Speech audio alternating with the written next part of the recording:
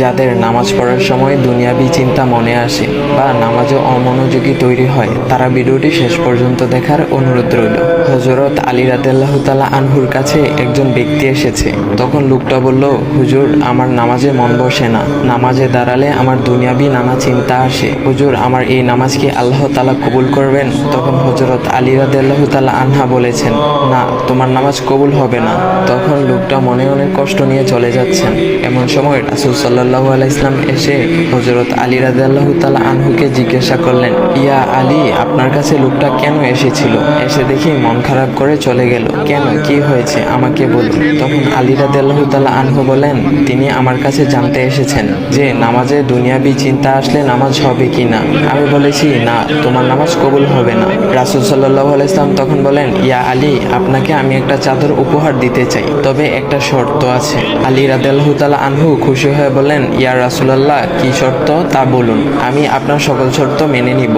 বুঝতেই তো পারছেন রাসূল সাল্লাল্লাহু আলাইহি ওয়াসাল্লামের চাদর বলে কথা। তখন রাসূল সাল্লাল্লাহু আলাইহি ওয়াসাল্লাম বললেন, ইয়া আলী, আপনি যদি এই মুহূর্তে 2 রাকাত নামাজ একনিষ্ঠভাবে পড়তে পারেন দুনিয়াবি সকল চিন্তা দূর করে, তাহলে আমি আপনাকে সেই চাদরটি উপহার দেব। আলী রাদিয়াল্লাহু তাআলা আনহু বলেন, এটা তো সাধারণ ব্যাপার। আলী রাদিয়াল্লাহু তাআলা আনহু তখন নামাজে দাঁড়িয়ে গেলেন আর তিনি নামাজ পড়তে শুরু করলেন। এমন সময় তার মনের মধ্যে শুধু ভাবনা চিন্তা আসতে শুরু করলো, আচ্ছা, আমাকে যে রাসূল সাল্লাল্লাহু আলাইহি ওয়াসাল্লাম যে চাদরটা দিবেন সেটা কি ফাতিমার চাদর নাকি রাসূল সাল্লাল্লাহু আলাইহি ওয়াসাল্লামের? আচ্ছা, চাদরখানা দেখতে কেমন হবে? এই বিভিন্ন বিষয় নিয়ে ভাবতে লাগলেন। তিনি ভুলেই গেছেন যে দুনিয়াবি চিন্তা নামাজে আনতে রাসূল সাল্লাল্লাহু আলাইহি ওয়াসাল্লাম নিষেধ করেছেন। এর মধ্যে আলী রাদিয়াল্লাহু তাআলা আনহুর নামাজ পড়া শেষ। আলী রাদিয়াল্লাহু তাআলা নামাজ শেষ করে রাসূল সাল্লাল্লাহু আলাইহি ওয়াসাল্লামকে বলতেছেন, ইয়া রাসূলুল্লাহ, আমি আপনার শর্ত মেনেছি, এখন আমাকে চাদরখানা উপহার দেন। রাসূল সাল্লাল্লাহু আলাইহি ওয়াসাল্লাম বলেন, ইয়া আলী, আপনি কি একনিষ্ঠভাবে দুনিয়াবি চিন্তামুক্ত ছাড়া 2 রাকাত নামাজ পড়েছেন? তখন আলী রাদিয়াল্লাহু তাআলা আনহা মুচকি হেসে বললেন, না ইয়া রাসূলুল্লাহ, আমি আপনার চাদর নিয়ে অনেক কিছুই ভেবেছি। তখন রাসূল সাল্লাল্লাহু আলাইহি ওয়াসাল্লাম বলেন, ইয়া আলী, নামাজ তোমারও হয়েছে, আর তুমি যাকে নামাজ হবে না বলে ফতোয়া দিয়েছো তার নামাজও আল্লাহ তাআলা কবুল করে নিয়েছেন। শোনো আলী, দুনিয়াবি চিন্তা দ্বারা নামাজ বাতিল হয় না, নামাজ মহান আল্লাহ তাআলা কবুল করে নেন।